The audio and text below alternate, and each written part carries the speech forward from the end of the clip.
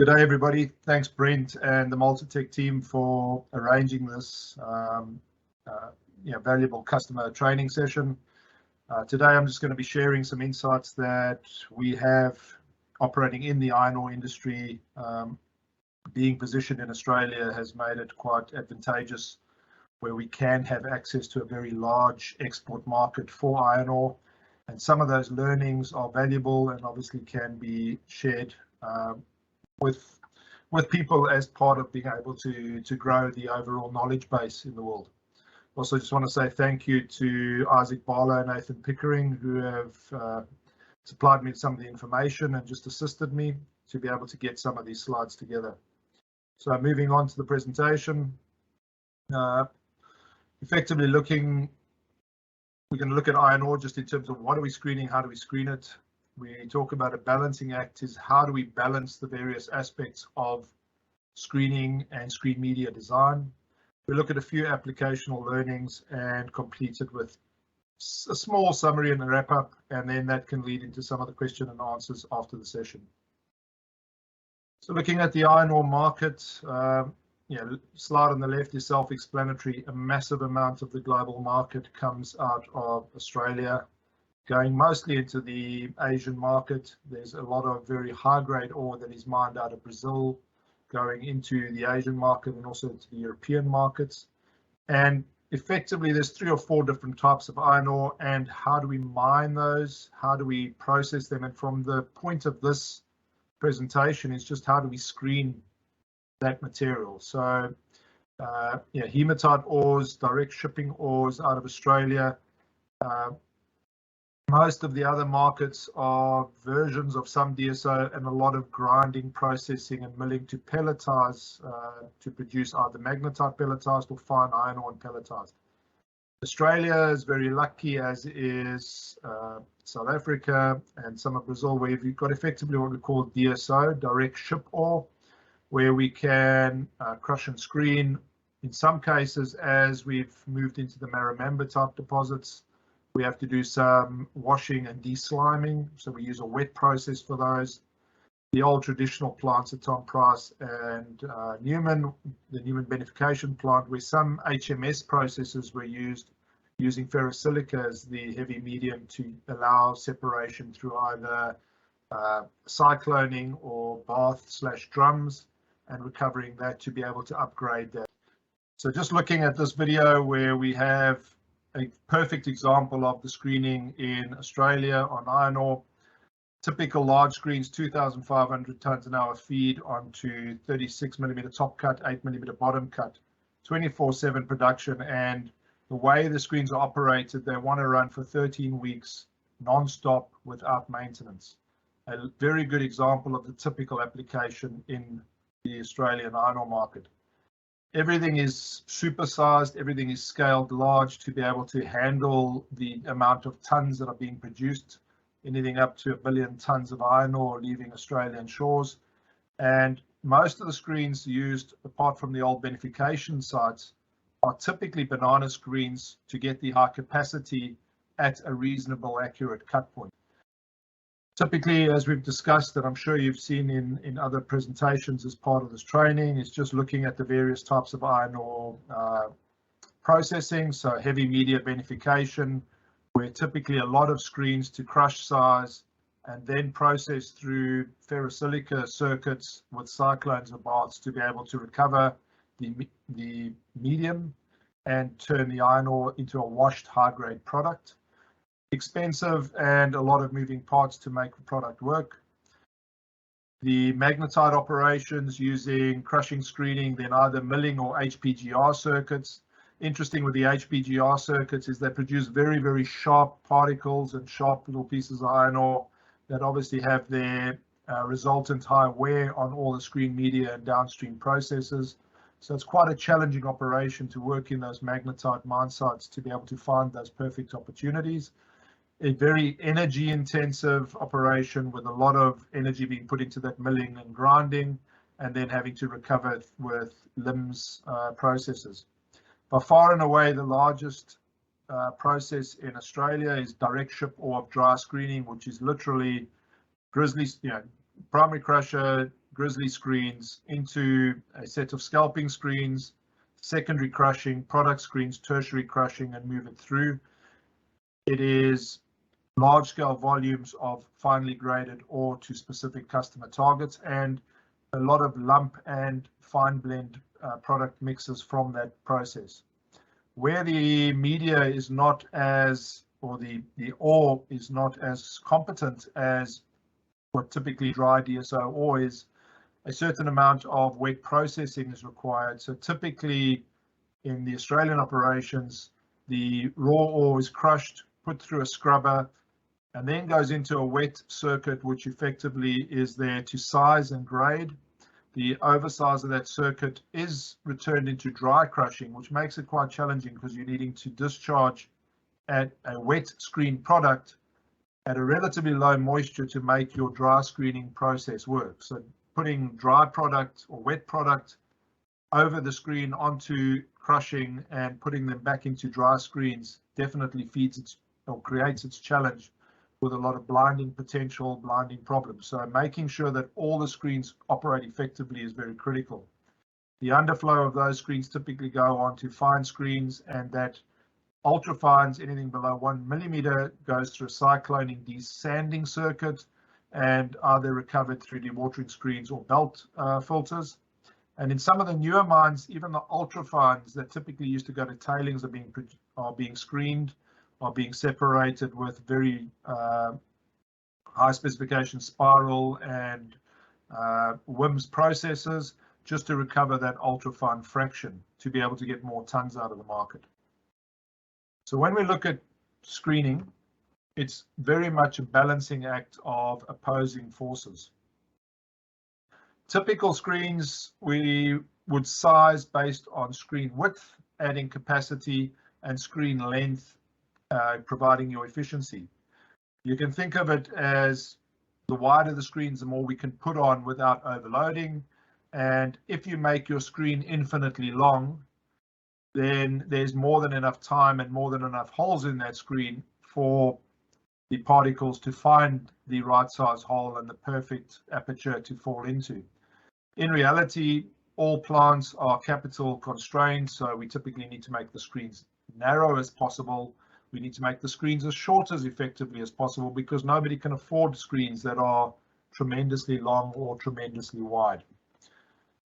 Over the time, though, screens have got more and more loaded, and typically bed depths are increasing. So the traditional standard from VSMA is 4 times the aperture size, and typically we're seeing on 1 millimeter aperture decks anything up to 60 to 80 millimeter thick bed depths, at times even higher, but typically around about those 60 to 80 millimeter bed depths, which bring their own challenges, and we'll discuss some of those strategies on how do we allow a little bit more stretching of those standards, moving away from the VSMA standards and starting to add a little bit more while accepting that there may be a small drop off in efficiency to be able to chase the tons.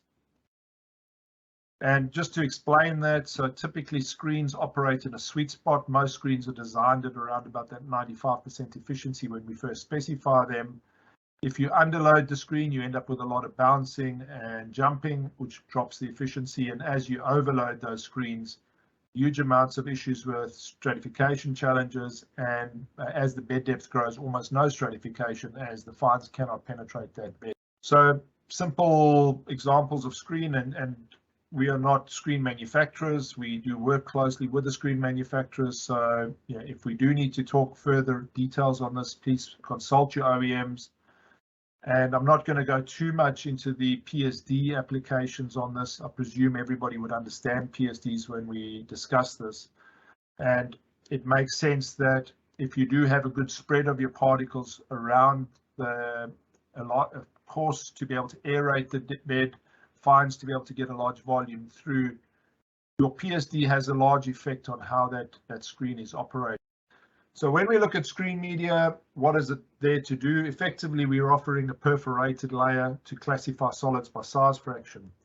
And when we design screen media and screen machine go hand in hand. You can't apart from a few static screens, and even there you've got to have some considerations on how you design it.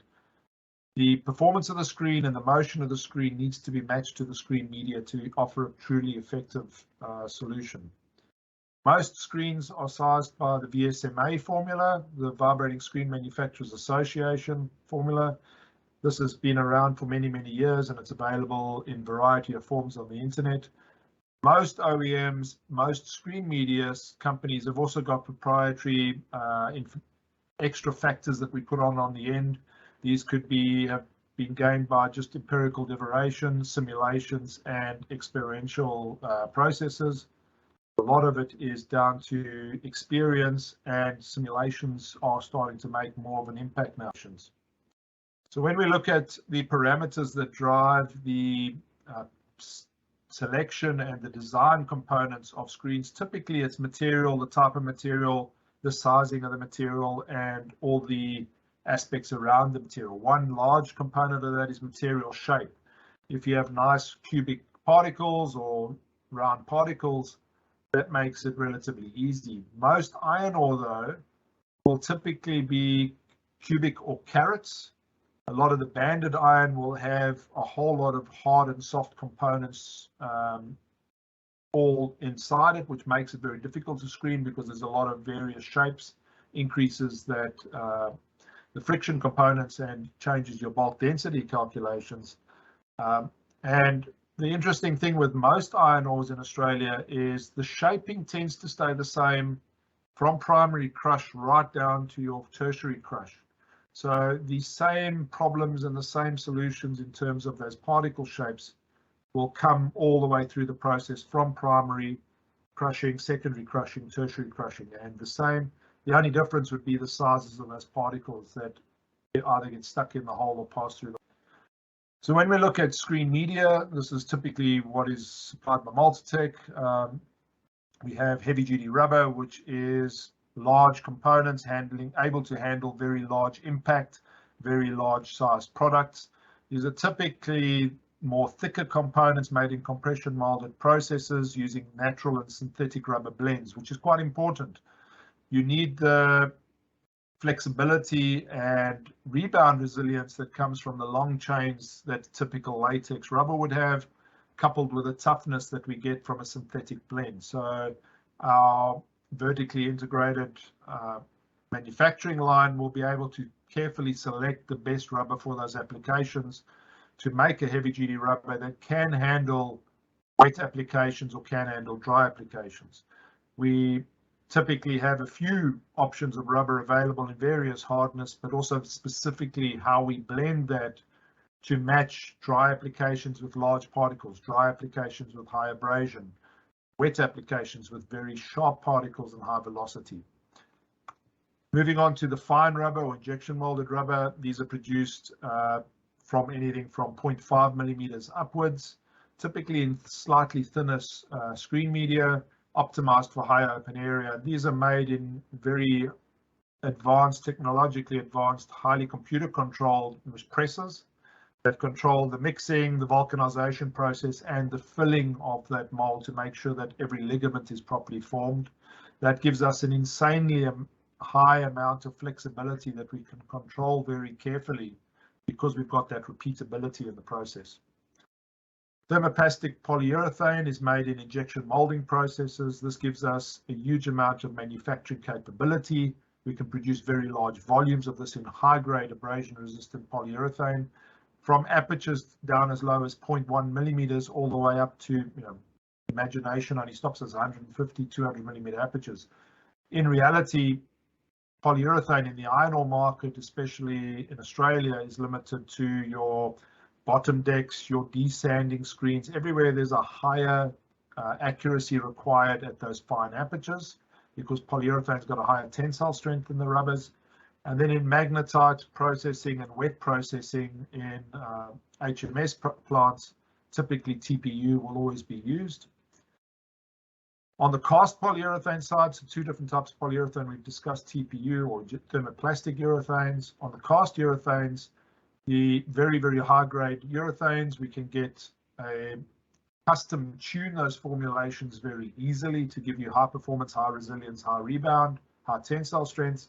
And if you can imagine a shape, you can cast the product. So it gives us massive versatility to create liners, special shape protrusions, ancillary components for that screen.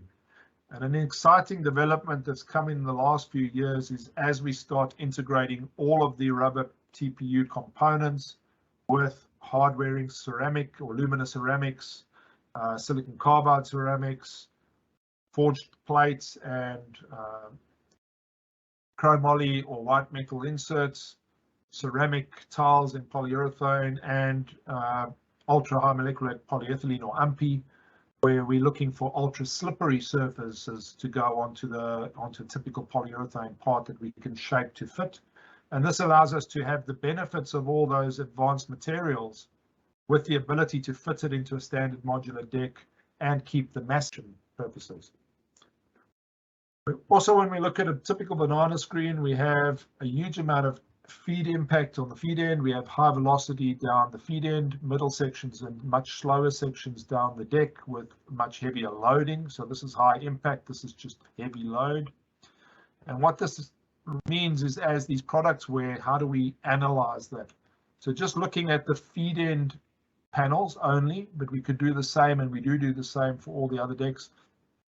Over time, you start off with an initial slower wear, and then we get through a stable wear, and then we get an accelerated wear as the panel thins down. So we start at 70 millimeters typically, and we may be ending at around about 23, 24 millimeters at that 13-week mark, which still doesn't give us any unplanned blowouts or unplanned failures that would cause the mine site to stop. So we design for reliability.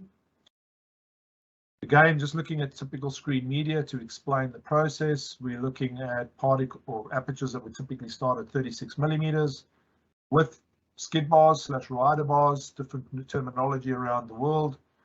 As that surface wears down and the rider bars are protecting that screen aperture, we typically see very little opening of the aperture until the rider bars are completely reduced, at which point we get an accelerated surface and we get rounding of the corners and more opening of those apertures. And right at the end, when we're about to fail those panels, we typically are back to square-sided apertures or very low release angle. Yeah, we have high release angles to cater for the thickness of the perforator depth. When the panel's at its failure point, we may end up with very thin perforator depths, slightly bigger apertures, which means if the PSD is within reason, we will have less near size particles being problem because of the thinner deck. And this just gives us it's a good explanation of what are we really designing for. Ideally, we're designing our screen media to operate for the longest period in this condition. We know when it's going to fail, and this is nice, but it only looks like that for the first day or two before it starts wearing down. So really, we try to optimize the design around a semi-worn product. And when you are talking to your screen media suppliers, it is always important to realize that they have the experience to look at what the typical cut point would be in that optimized area to give you the maximum performance of your deck over a period of time. When we look at some of the discussions around long slots versus short slots and just explaining why capacities would go up and accuracies would go down, when we typically on a feed end of banana screen, we would see material tending to skip. When the material is passing over at 4 meters per second or 3 meters per second, it's got 0.012 seconds to find that hole and fall through. The gravity drop of a particle, if you just remove the surface and drop it, is not sufficient for that particle to even see that aperture. So we're relying on that particle in that bounce, in that free fall on the banana screen to effectively fall into that hole at the exact time that that hole is presented in its upstroke. We also match a lot of the experiential work, the site work that we do with a lot of discrete element modeling. We couple that with smooth particle hydrodynamic modeling to be able to model wet and dry decks. And that allows us to determine where are we getting material through the deck and how. fine material passing through that first section, coarse and middlings down the bottom, and obviously we can see how that bed depth has grown at the discharge end. So when we couple all of this into some applicational learnings and how have we seen things progressing in the market and what do we need to look out for? The major challenge that screen manufacturers and screen media suppliers have that we can't always control is screen feed presentation.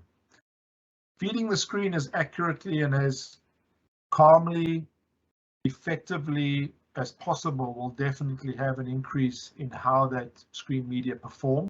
So just looking at some examples of the two different types, this is a wet magnetite feed, narrow conveyor belt going into a chute, passing into a pulping chute and then spreading out. So we see a lot of screen media being missed purely because the particles are not seeing that, because it's not distributing, and there have been diverters installed just to be able to move some of that material around. Without that, we ended up with about 915 millimeters of unused material.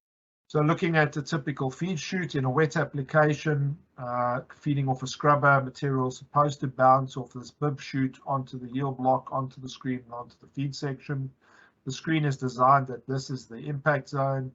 In reality, this screen has now been designed with 2 and sometimes 4 sets of solid panels for impact, because this is needed to be able to give you that life. When you're using the application where the material is feeding straight down this onto screen media, which would be in this first row, the inevitable result is seen.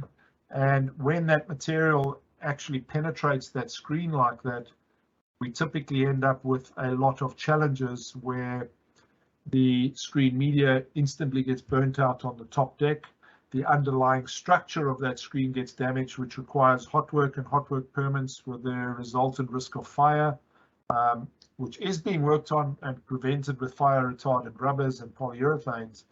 But if you don't have to cut to maintain the screen, then you have much less of a risk of any of the fires occurring. When we do have to look at improving that wear performance, we've developed a lot of composite products, and that's where that exciting realm of composite manufacturing comes in, combining the best of abrasion resistant and energy absorbing rubber with composite metal forge plate. And over time, we developed the forge plate idea to get the expected life, but still having opportunities. We tripled the life using forge plate, but still had the occasional failures if you had a bias feed or a blocked feed chute that would then cause bias in an area. Over time, the transition was made to a ceramic and metal composite, so we effectively embed steel and ceramic together in a rubber matrix. The steel assists that ceramic to stay in place, spread some of that load from the high impact. This material here is seeing 400 millimeter, supposed to be 250 millimeter particles, but with a 250 millimeter grizzly that wears to 350 mils, and we're seeing long particles through. You're typically seeing anything up to 600 millimeter particles penetrating that process through the scrubber onto that screen and directly impact. When we do look at capacity, so this is reliability, when we look at the capacity, openings equals capacity. Open area and the effective use of open area defines your capacity of your screen media. What we do have to do is consider changes over time. As that panel wears, what changes? The other components we do have to always look at is blinding, whereby the fine material or the sticky material effectively blocks the apertures completely. And having a very high capacity panel that doesn't stay clean because of the ore type is not very advantageous to the mining operation. So we have some strategies on how do you cater for blinding. Other components that we see often, and people have been educated over time and it's less and less of a challenge, is when there is a mismatched underlying screen support structure and the screen media, the physical particles can't get through those holes and tend to block up, again, effectively reducing your open area by 50%. And open area being capacity, you have 50% less capacity through that screen purely because of those. To mitigate that, you typically need to use some sort of flexible screen media. And when you're looking at blinding, it will typically cake and crust around all the solid sections of the screens. Development of the rubber overlap slots, where instead of direct straight line matrices that typically bend up and down and have got a very linear flex, by developing an overlap slot that effectively has a different flex mechanism, and as it's flexing, it becomes a lot more elastic, has allowed us to keep most of the dry applications in that moist, that's 10 to 17% moisture type applications running in the Pilbara, where traditionally screens would need to be stopped and hosed, adding water, making the stickiness worse just to get something through the apertures. One of the major challenges we see in screen media is hindered stratification, where by shaking the screen, you typically get fine particles getting to the bottom of the screen deck. When the bed depths get thicker, we end up with a challenge that the near-sized particles produce a bed of material that the fines cannot penetrate. And to solve that, you can typically put in half G-force or higher G-force, but there is a limit. When you're putting too much G-force in, you tend to do damage to the underlying screen structure because it isn't designed for that screen. If you increase the speed of the machine, you may put it into resonance. So we need to look at what surface features we can do to improve the stratification. Weir bars do tumble the bed in fine perforated beds or with thin bed depths. When the bed depths get thick, we typically find that the fines will pass all the way over a weir bar and not mix. So deep bed depths are ineffective with weir bars unless you potentially stagger those weir bars to break it up. The rake bars are way improved or offer a higher improvement in that reducing that effect of hindered stratification. And what that does is some of the material is hitting the rake, and it's an angled rake and we typically shape that angle to suit the stroke angle of the screen so that material can go over that. Some of the material will pass through that screen, and we effectively turning the bed, repulping and representing a lot of that fines back to that screen. Material used matters. Choose the correct media material for the application. In some cases, you have to try 2 or 3. In some cases, that deck might be a combination of 1 material, 2 materials. And the design of that screen media needs to be designed for the correct material of that banana screen or the correct region of that banana screen.